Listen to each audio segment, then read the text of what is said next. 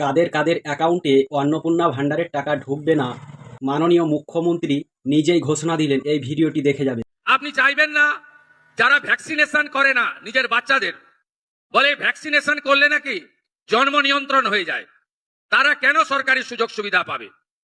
যারা সরকারি স্কুলে বাচ্চাদেরকে ভর্তি করেন না, সরকার অনুমোদিত স্কুলে বাচ্চাদের ভর্তি করেন না, যারা এমন জায়গায় বাচ্চাদেরকে ভর্তি করান যেখানে তাদেরকে এমন শিক্ষায় শিক্ষিত করা হয় যেখানে বন্দে মাতরম গাইতে বা জাতীয় সঙ্গীত গাইতে তাদের অসুবিধা হয়, তারা কেন সরকারি সুযোগ সুবিধা পাবে?